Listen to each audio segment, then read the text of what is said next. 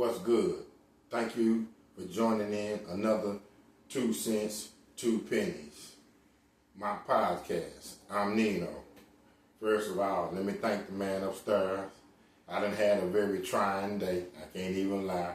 It didn't test my limitations and it didn't test my willpower, but you know, God, much greatness he bring to you. He gonna bring a little bit of adversity to you too, because he gonna see what you're made of. But it's all good. Thank you again, sir, for raising me up, for waking me up this morning and letting me get back to my domain and get back to my space in my man cave. Please, babe, please, everybody out there, click them like buttons, keep them subscriptions coming. I appreciate you enough. I like to say thanks to my fans, my followers, and my listeners. I appreciate y'all. I won't be nothing without y'all. I also want to give a shout out to somebody that I became a fan of, I'm becoming a fan of as I be on the job doing what I does. I like to send a shout out to Incognito and DJ Mrs. Posted on the corner. I like that too, little group. Shout out to niece and nephew. They keep that vibe going while I be doing what I'm doing, you know, on that road, turning them corners, making them deliveries. Today, I had an email and somebody wanted me to discuss, would you ever consider a non-monogamous relationship? Let me repeat that. Would you ever consider, would I ever consider a non-monogamous relationship? I'm going to break down some of the factors, and then at the end, I'm going to give you my straight up, no holds barred, my answer or what I'm going to say or what I have to say about this. Non-monogamy, also known as consensual non-monogamy, is a relationship where a couple agree to engage in romantic and emotional sexual relations with multiple people. Contrast to cheating or infidelity, where the couple knows that the couple is known or doesn't consent to the other couple's partner relationship. What's really the difference between monogamy and straight up infidelity and cheating? The difference is you have the green light, the okay to do it. And most of the time, as I see it, when you're practicing monogamy rather than infidelity or cheating, your partner is all in with you, whether you're a man or you're a woman. See, they down to get down like that. It's kind of like somewhat swinging. But then again, you know, a lot of swingers are married couples. But that's what I think the difference between non-monogamy and infidelity. Also, infidelity is more sneaky, you know, behind one's partner's back. You don't know about. The non-monogamous relationship, it's everybody all in. That's how we ball together. The more join in, the more the merrier. The definition of CNM, consensual non-monogamy, has many structures. Polyamory, multiple romantic relationships, open relationships, basically feast or famine, where partners agree to indulge, partake, or have multiple relationships, potentially sexual partners. See, this is a word that can kind of be a synonym or somewhat like polygamy. But the only thing about polygamy, you married and you have a little wives. But this polyamory is multiple romantic relationships, open relationships.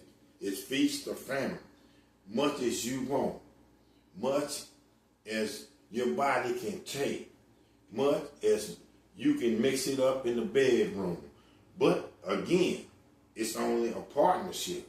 It's not really like a marriage, where polygamy is, remember, marriage, where a man can have up to 2, 3, 4, 5 wives living under the same roof, having them doing different things, and it's all good. It's like a man has a harem, but he's married to it. He has the best of all worlds, because one man can have 4 or 5 women married to in polygamy. But polyamory, that's more of just a relationship, but it also has multiple partners too. Consent and communication. Let me repeat that again. Consent and communication. Not pulling no punches. Everything is out in the open, straightforward. Hey, you're already wide open with your relationship, with your sexual behavior anyway, so of course everything is straightforward. Then and again, but the only thing about this, as I have said on polygamy, as I say on a non-monogamous, and I'm going to get to this more in depth, I believe it can be going good.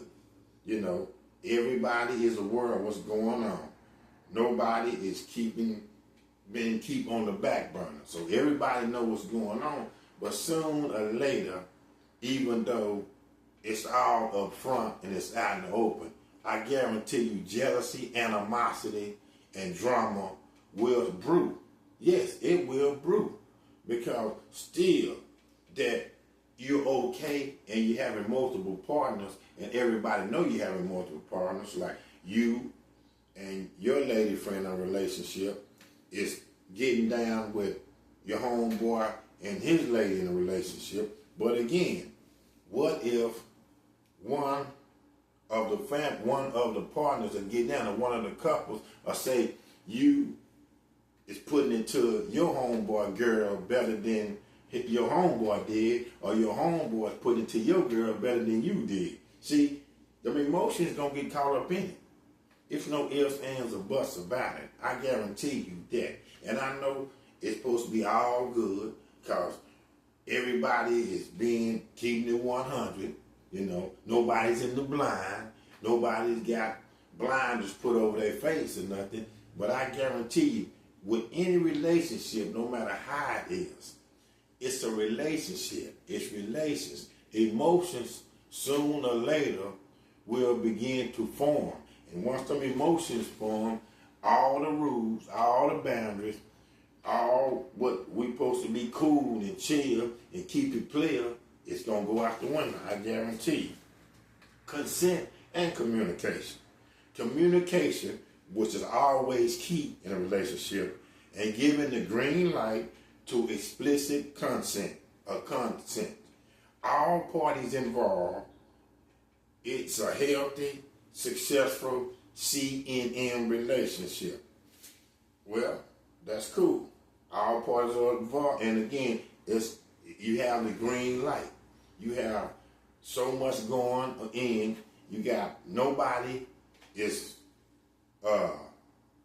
keeping nothing from anybody else.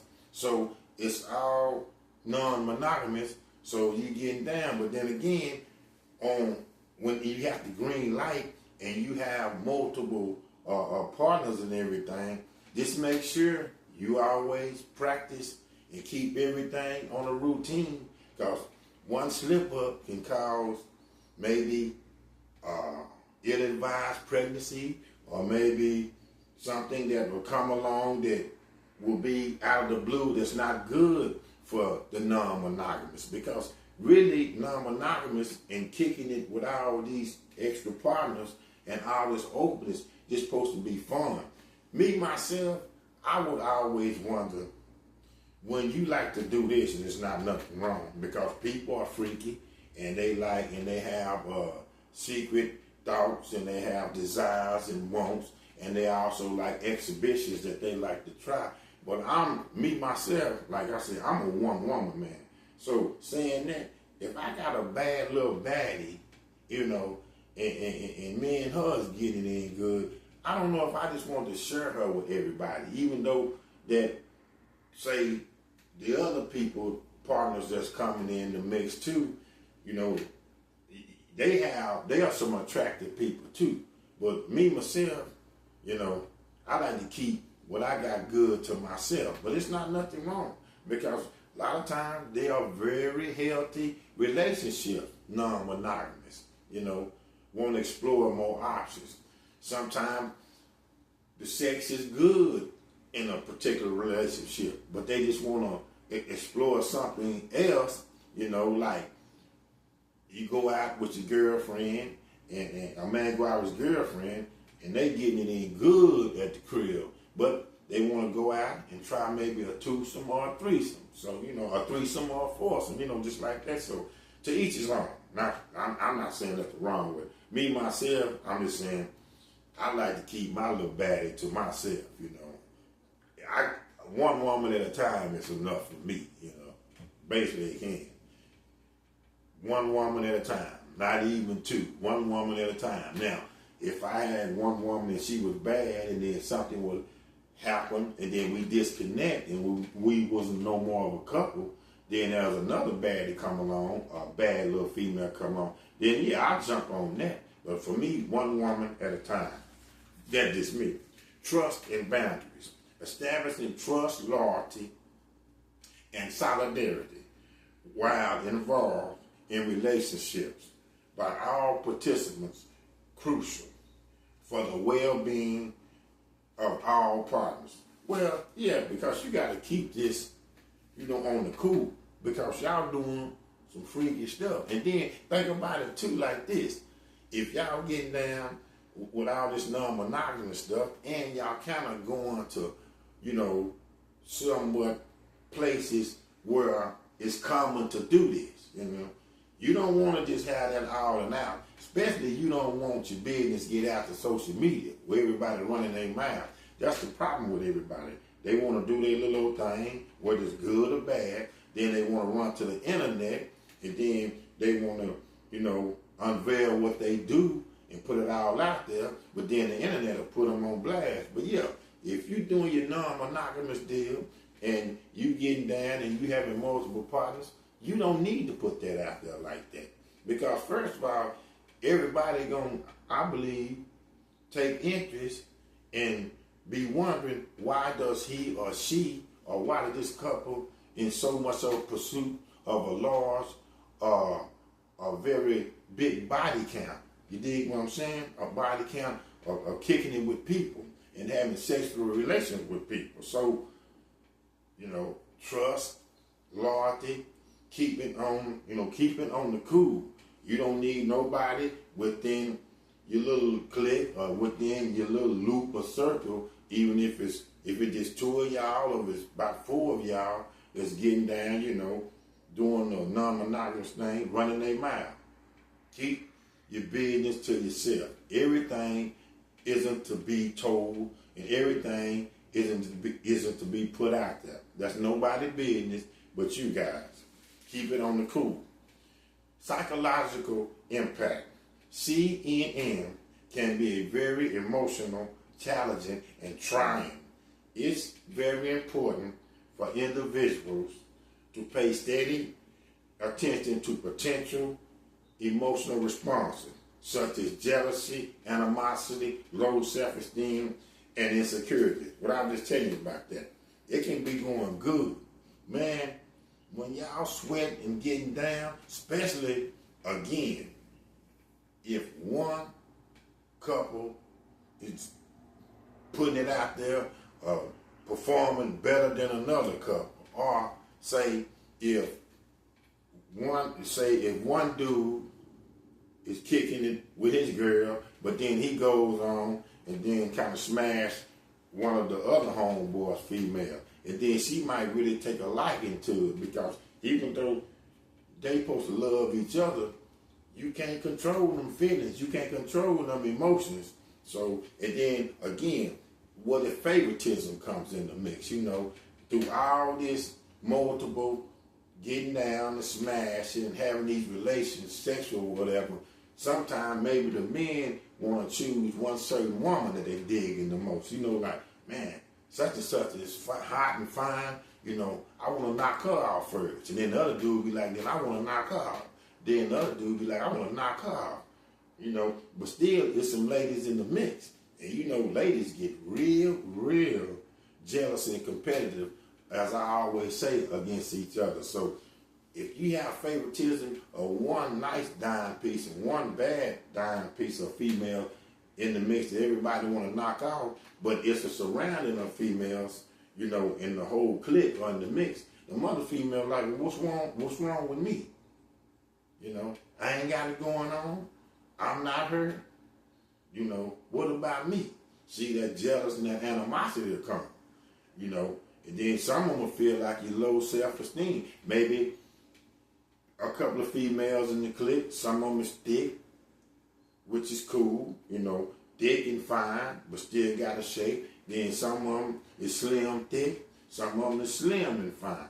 You know, women are so competitive, but like I say, if the guys get to knocking off the females, or we can turn it, maybe the women choose one dude that they like to to have the sex relations with, instead of the other dudes that's in company. And, you know, just kind of like push them to the side. Again, dudes as well as women can get jealous and start having a little beef and larceny for each other, because everybody wants their attention.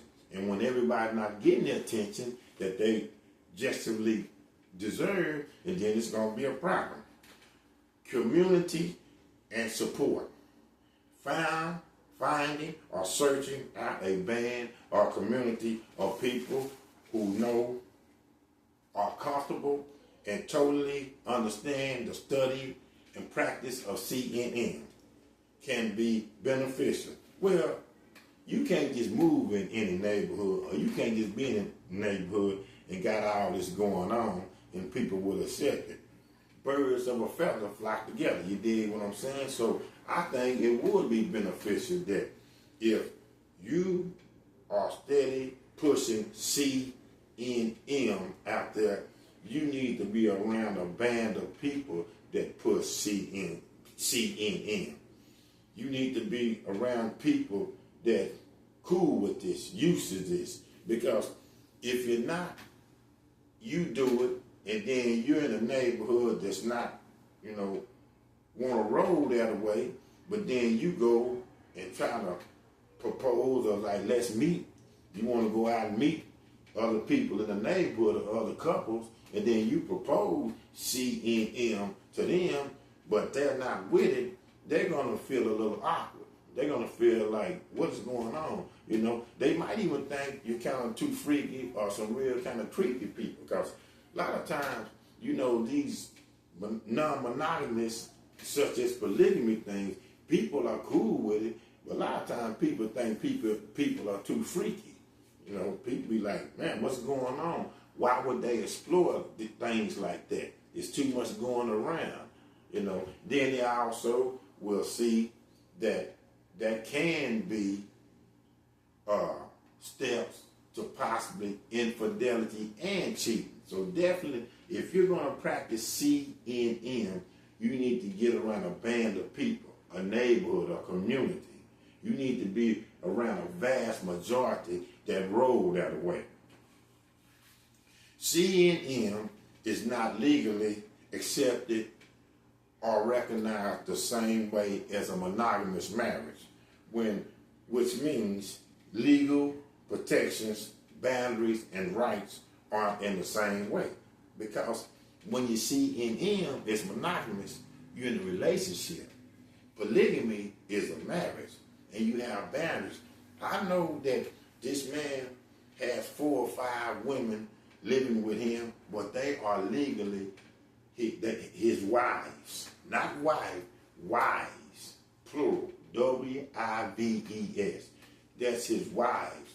Now, CNM is just partners, or just like you're in a relationship. But when you have wives, whether they're 1 to 4 to 6, you have legal protection. You have boundaries. They are still your wife, no matter if he has allowed them. It's certain things that people can't do. It's certain things that the wives can't do. It's certain things that he can't do. Because just like when you marry, you can't do that. It's protections. You think a man that's practicing polygamy and have 6 wives, you would think he never would have to go outside the box. He has all the sexual activity, all the attention, everything he needs right in front of him, staying there with him, living with him 24/7, 7 days a week, 365 days a year. But again, sometimes a person's appetite can be so full, but yet still sometimes a person's appetite can be their main cause for destruction. C&M is just really a relationship. So of course it don't have the boundaries. It's still wide open. It's still big time game. I believe C&M, you can be in a relationship possibly 1 week, and that next week, because you're so open about it, and it's so like, couples can get together and start doing what they do. Maybe the next week, you're not in that same relationship with that woman that you was in a week ago. She could jump to somebody else, and then that woman that was with somebody else could jump to you. Types of C&M. Now, here we go again. Polyamory. That's like the difference is one multitude of marriages. One is a multitude, romantic and emotional relationship. Yet all relationships. Again, it's more about relationships. It's not straight up like polygamy, but it's about relationships. So that's the biggest, I think, difference between polyamory and polygamy. Polygamy is like a marriage, as I mentioned earlier. It's about more like a marriage, and it's an agreement and a settlement, and you stay together. Now, polyamory, you don't have to stay together. You can be in a relationship. You can be in a very wide open relationship, but you don't have to stay together. You can, but I think the difference between the two is with a polygamy, you got it down on paper. With polyamory, you don't have it on paper. You just have a handshake or whatever. Open relationships, mutual agreements to have sexual relationships outside the main relationship. I don't even see how you have a relationship if it's open. I really don't even see, because, to me, now this is me personally saying, and I know you have an agreement, but that's the stepping stone to cheat. Because you got an open relationship. You can't, any given night, any given day, all emotions, all feelings can change because you have such a big body count. A woman is literally kicking it, having relations, getting to know a certain amount of men. A certain amount of men are literally kicking it, getting to know or having relations with a certain amount of women. So an open relationship, is it really a relationship? It is who it is. How can you call it an open relationship a relationship? And I know people think open relationship is some of the best things, and of course they do work. I have seen them work, because a lot of times open relationship, people claim not to get their feelings in it.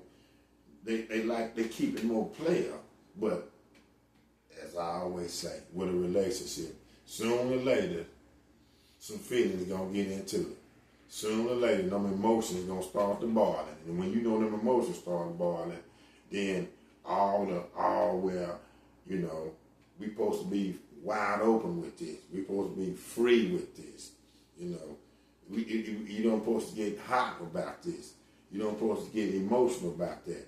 That'll go all out the window, because one thing you can't do, you can't control feelings all the time, and you can't control emotions.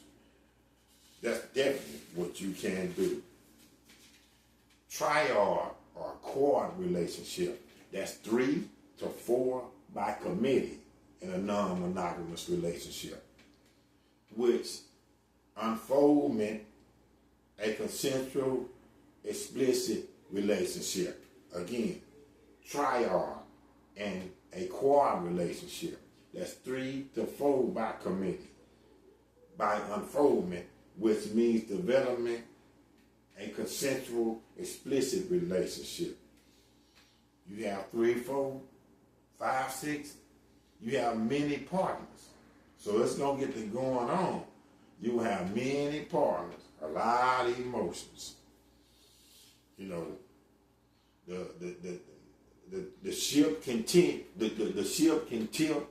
It can go from, okay, well then it's just me and this girl, or me and this homegirl were just partners, to when you got that many that's in the mix, that's doing the do, all bets off.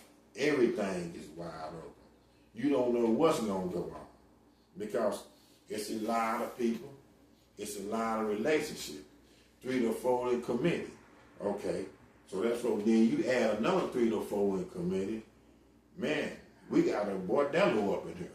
We got wide open, unadulterated, down to earth, hot sex, and we got few people doing this, getting it on. You know, I'm talking about, you know, the movie when you'll see the people that be at a big old mansion or a palace or something like that, something like a bordello, and they have the mask on, and the women have their little masquerade mask on, and the men have their little masquerade mask on, and they walking around in their birthday suits, buggy naked, and they getting it on. Anything can happen. Anything is going on. Everybody is just doing what they feeling. Everybody is feeling great.